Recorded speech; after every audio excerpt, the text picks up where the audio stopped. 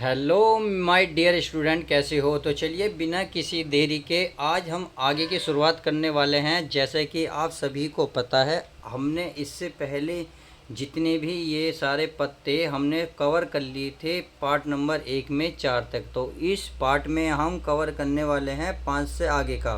तो 5 से आगे तक देखिए, बहुत सारा आज वीडियो थोड़ी लॉन्ग हो सकती है, बट कोई नहीं, एक एक शब्द के अर्थ को जानेंगे तथा पिछली वीडियो की तरह हाथ से लिखे नोट्स में आपको दिखाऊंगा, जिससे कि अगर जो बच्चा नोट्स बनाना चाहे वो अपने अच्छे से नोट्स बना ले। उम्मीद है सब कुछ समझ गए होंगे। तो चलिए बिना किसी देरी के एक एक शब्द को समझते हैं।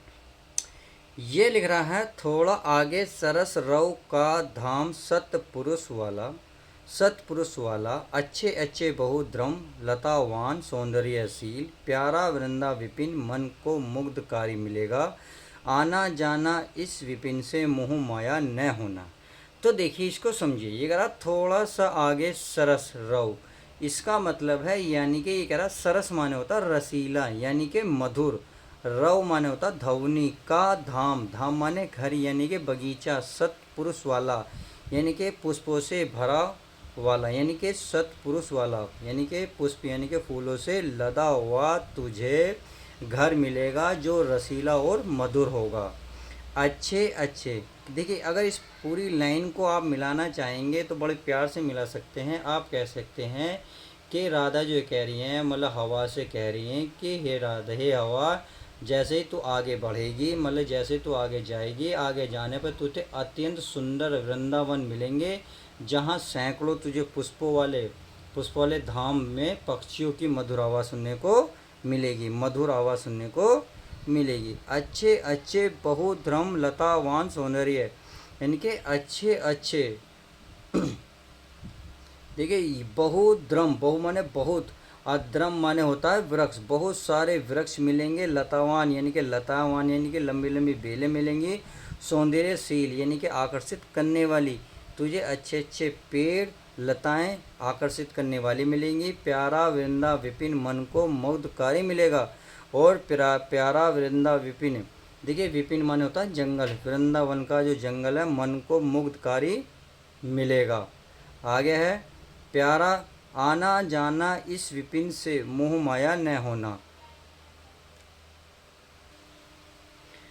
आना जाना इस विपिन से मोह माया न होना यानी कि आना जाना, वहाँ आना और जाना, इस विपिन से, इस जंगल से मोह माया न होना यानी कि इस जंगल में ठहरना नहीं है, तुझे वहाँ जाना है और वहाँ से आ जाना है। अब आगे क्या बात है देखिए, जाते जाते अगर पथ में क्लांत कोई दिखावे, यानी कि जब तू जाएगी, तुझे जाते जाते अगर पथ माने रास्ते में, क्लांत, क्लांत माना था दुखी या थका हुआ कोई दिखाई दे, तो जाके सन्निकट, सन्निकट माने पास में जाकर उसकी क्लांतियों को मिटाना, तो उसके पास जाना और उसकी जो अंदर थकावट है, चेहरे पर हाव भाव थकावट के हैं, दुखी के हैं, परेशानी के हैं, उसको मिटाना। धीरे धीरे परस करके गात उत्ताप खोना, धीरे धीरे परस करके, परस माने स्पर्श करके यानी कि उसे छू करके, गात उत्ताप खोना। देखिए गात होता है शरीर का, शरीर का, उत्ताप माने शरीर का ताप, खोना शरीर का यानी कि शरीर को ठंडा करना। कहने का मतलब ये है कि आप उसके पास जाना, उसको स्पर्श करना, और वो जो गर्मी में परेशान है, उसके शरीर तप रहा हो तो उसे ठंडा करना। सदगंधो से श्रमिक जन को हर्षित सा बनावे। सदगंधो, देखिए सदगंध होता अपनी अपनी सुगंधो यानी कि जो तेरे अंदर सुगंध है उससे, से श्रमित जन को, श्रमित माने होता मेहनती थके हुए को, जन यानी कि लोगों को जो थके हुए हैं, हर्षितों से बनाना यानी कि उसको प्रसन्न कर देना, उसके पास जाना, उसको छूना, उसके ताप को कम करना, और जो थके हुए लोग हैं उनकी प्रसन्नता को बनाना। तो चलिए, अब क्या समझ में आया है, नहीं आया, जैसे भी आया है अच्छा लगा, समझ में आ गया होगा। अब हासिल के नोट्स के माध्यम से और डिटेल को देखते हैं। तो आपको क्या करना है, शुरू के 2 शब्द, लास्ट के 2 शब्द लिखने हैं, बीच में डेड डैश कर देना है। संदर्भ आपका पूर्ववर्ती रहेगा, जो मैंने पार्ट नंबर 1 में कराया था, आप देखिए पार्ट नंबर मतलब अगले में। व्याख्या है, राधा मथुरा जाने वाली हवा से कहती है कि यहाँ से थोड़ा आगे जाने पर तुम्हें अत्यंत सुंदर जगह यानी कि वृंदावन मिलेगा, सैकड़ों पुष्पों वाले उस धाम में पक्षियों की मधुर ध्वनि, तरह तरह के सुंदर वृक्ष और लताएं तुम्हें अपनी ओर आकर्षित करेंगी, किंतु आने जाने के क्रम में तुम उस वन में यानी कि वन से मोहित, अब आगे मत होना। आगे राधा कहती है कि अगर रास्ते में तुम्हें कोई थका हारा व्यक्ति मिल जाए तो तुम उसके पास चली जाना, फिर धीरे धीरे उसके शरीर को स्पर्श करके उसकी थकावट को मिटा देना, साथ ही उसके चारों ओर अपनी सुगंध बिखेर कर उसे थके हुए व्यक्ति को प्रसन्न कर देना। उम्मीद है समझ में आ गया होगा। अब चलिए नेक्स्ट देखते हैं। आगे है आपका एक नेक्स्ट, चलिए इसे भी देख लेते हैं। ये कह रहा है लज्जाशील पथिक महिला जो कहीं दृष्टि आए, यानी कि लज्जाशील पथिक महिला यानी कि जो लज्जाशील, जो शर्माती हो महिला, जो पल्ला कर रही हो और रास्ते में वो महिला मिले जो कहीं दृष्टि आए यानी कि नज़र आ जाए, यानी कि ऐसी महिला जो लज्जाशील हो, जो पर्दे में हो, अगर रास्ते में तुझे कहीं दिखाई दे, होने देना विकृत वसना, तो न तो सुंदरी को।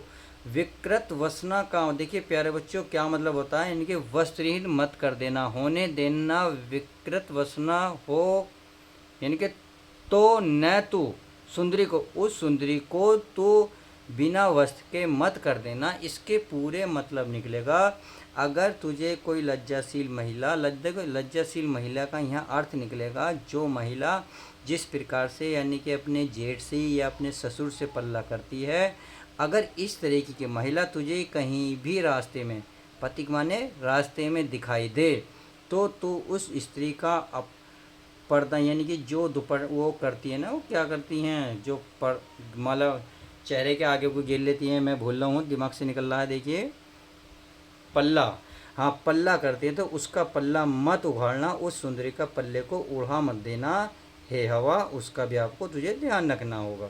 आगे क्या करिए, जो थोड़ी भी श्रीमित हो श्रीमित वह हो गोद ले श्रांति खोना, होठों की ओर कमल मुख की मिलानताएं मिटाना। हो जो थोड़ी भी श्रीमित यानी कि अगर थोड़ी सी भी श्रीमित में थकी हुई हो, वह हो तो गोद ले श्रांति खोना, तो उसे गोद में ले लेना, और श्रांति खोना यानी कि उसकी थकावट मिटा देना, थकावट मिटा दिए उसे अपनी गोद में ले लेना और उसकी थकावट को मिटा देना। अब आगे, होठों की हो कमल मुख, उसके होठों की ओर कमल मुख की मिलानताएं मिटा देना। अब चलिए नेक्स्ट देखते हैं। आगे है आपका, कोई क्लांता कृषक लन्ना खेत में जो दिखावे, धीरे धीरे परस उसकी क्लांतियों को मिटाना, जाता कोई जलद यदि हो व्योम में, तो उसे ला छाया द्वारा सुखित करना, तृप्त भूतांगना को। ये कह रहे हैं कोई क्लांता यानी कि क्लांता भी बताए थकावट, कृषक ललना यानी कि कृषक किसान, ललना माने स्त्री, कोई स्त्री ऐसी जो कृषक हो और वो थकी हुई हो, खेत में जो दिखे, थकी हुई किसान लोग, किसान स्त्री आपको खेत में दिखाई दे। देखिए पूरे का मतलब आपको देखो थोड़े थोड़े शब्द अपने पास से जोड़ने पड़ेंगे। जैसे कोई क्लांता, कोई थकी हुई स्त्री जो खेत में काम कर रही हो, खेत में जो दिखे, खेत में काम करती हुई कोई स्त्री दिखे, धीरे धीरे परस उसकी क्लांतियों को मिटाना, धीरे धीरे परस माने स्पर्श करके, धीरे धीरे उसको स्पर्श करना, उसकी क्लांतियों को मिटाना यानी कि उनकी थकावट को मिटा देना। जाता कोई जलद यदि हो व्योम में, जाता कोई जलद माने होता है बादल, यदि व्योम में यानी कि आकाश में उसे ला, यानी कि यदि तुझे कोई आकाश में बादल जाता हुआ दिखे तो उसे ला छाया द्वारा सुखित करना, यानी कि उसको बादल को लाना और उस स्त्री के ऊपर ला देना, सुखित करना और उसे सुख प्रदान करना। तृप्त भूतांगना को, तृप्त होता है माय डियर स्टूडेंट मानी कि एक प्रकार से ताप से परेशान भूतांगना स्त्री को, और उस ताप से परेशान स्त्री को उसका सुख प्राप्त कर देना यानी कि उसका ताप खत्म कर देना। चलिए अब हासिल के नोट्स को देखते हैं। तो ये रहा, देखिए शुरू के दो शब्द, लास्ट के दो शब्द, बीच में डैश, ठीक है। संदर्भ हमारा पूर्ववर्ती रहेगा। इसमें क्या है देखिए पढ़ लेते हैं पूरा।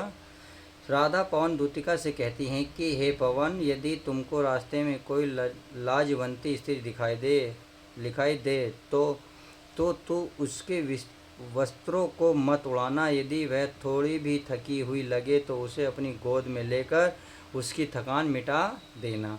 साथ ही उसके होंठों और कमल सदृश दिखने वाले उसके मुख की मलिनता को दूर कर देना। यदि आगे देखते हैं, यदि तुम्हें मार्ग में खेत में काम करने वाली कोई थकी हुई स्त्री दिखे तो तुम धीरे धीरे उसके पास पहुंचकर अपने स्पर्श से उसकी थकान मिटा देना। साथ ही आकाश में बादल के दिखाई देने पर उसे पास लाकर उसकी छाया के द्वारा उस थकी हुई स्त्री को शीतलता प्रदान करना। उम्मीद है ये भी अच्छे से समझ में आ गया होगा। चलिए अब नेक्स्ट देख लेते हैं। आगे है नंबर 9। ये करा, जाते जाते पहुँच मथुरा धाम में उत्सुक हो, न्यारी शोभा वर नगरी का देखना मुग्ध होना। तो होवेगी चकत लक के मेरू के समुद्रों मंदिरों को, आभा वाले कलश जिनके दूसरे अक्र से है। तो चलिए इसके अर्थ को ध्यान से देखते हैं और समझते हैं।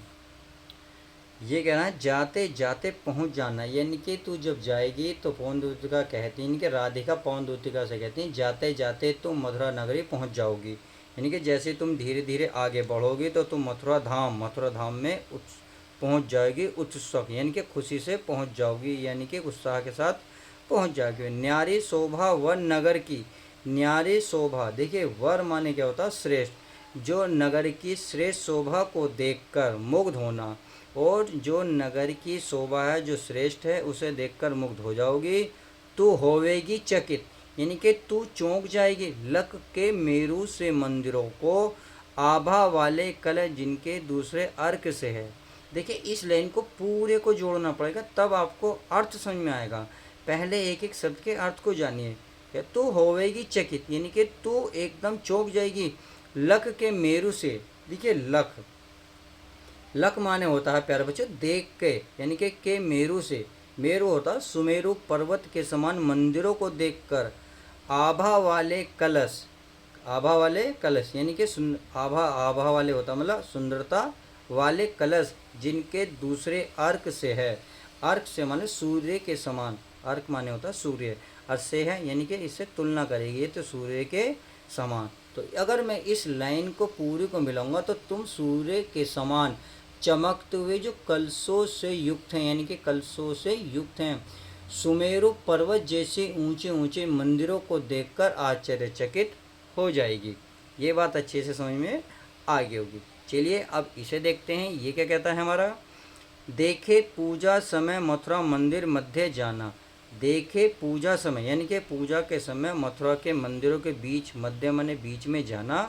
पूजा के समय यानी कि संध्या के समय तो मंदिरों मथुरा के मंदिरों में जाना। नाना वादों मधुर स्वरों की मधुरता को बढ़ाना।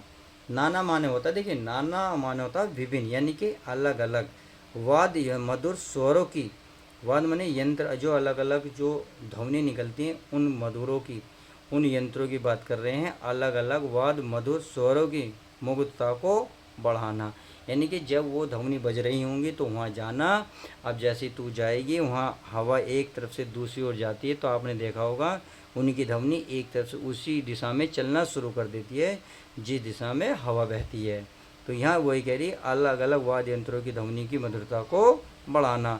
कीवा लेके रुचि तर के शब्दकारी फलों को, देखिए कीवा क्या होता है, कीवा होता अथवा लेके, यानी कि या तो इसमें से ही बढ़ा देना या क्या करना है, लेके रुचि तर के, तर माने होता है मतलब तोरी, और तोरी रुचि लेके यानी कि तोरी के बीज लेकर। देखिए यहाँ तुलना क्यों कही गई है, इस शब्द को जानो। इसने बताया जब तोरी हमारी जो है सूख जाती है तो तोरी के अंदर जो बीज होते हैं वो बचते हैं, जब आप उसे हिलाओगे तो वो बजेंगे। तो यहाँ उसे कह रहा है कि उसे हिलाना, यानी कि उसे हिलाकर बजाना। कीवा लेके रुचि तरु के शब्दकारी फलों को, तो इन्हें पूरी उसकी बात करिए। तो तोरी जैसे फल को लेकर उसको बजाना, धीरे धीरे मधुर रव से मुग्ध हो बजाना। धीरे धीरे मधुर रव, देखिए रव माने होता है ध्वनि से मुग्ध होकर उसे बजाना। ये अच्छे से समझ में आ गया। चलिए अब हाथ से लिखे नोट्स भी देख लेते हैं। तो ये है आपका जाते जाते, फिर बीच में डड्डे, फिर हो बजाना। तो चलिए संध्या का पूर्व रहेगा। व्याख्या देख लें। राधिका पवन दूतिका से क्या कह रही हैं कि जाते जाते तुम मथुरा नगरी पहुंच जाओगे और उसकी सुंदरता को देखने के लिए उत्सुक हो जाओगी, किंतु ऐसे में तुम अपनी उत्सुकता पर रोक मत लगाना, अपितु नगरी की शोभा को देखकर उस पर मुग्ध हो जाना। तुम सूर्य के जो समान चमकते हुए कलशों से युक्त सुमेरु पर्वत जैसे ऊंचे ऊंचे भव्य, यानी कि ये भव्य, ये वह है प्यारे बच्चों भव्य मंदिरों को देखकर आश्चर्यचकित हो जाओगी। आगे क्या करिए। राधा पवन से कहती है कि जब मथुरा के मंदिरों में पूजा की जा रही हो उस समय तुम वहां जाकर वहां बज रहे वाद्यों की आवाज़, यानी कि वाद्य यंत्र जो होते हैं उनकी आवाज़ मिलाकर उनकी मधुरता को बढ़ाना, अन्यथा अपनी रुचि से किसी वृक्ष के शब्दकारी फलों को लेकर धीरे धीरे मुग्ध होकर बजाना। तो आज की वीडियो हम इतना ही रखेंगे। मिलेंगे नेक्स्ट वीडियो के साथ। वीडियो कैसी लगी प्लीज़ लाइक शेयर करके ज़रूर बताएं।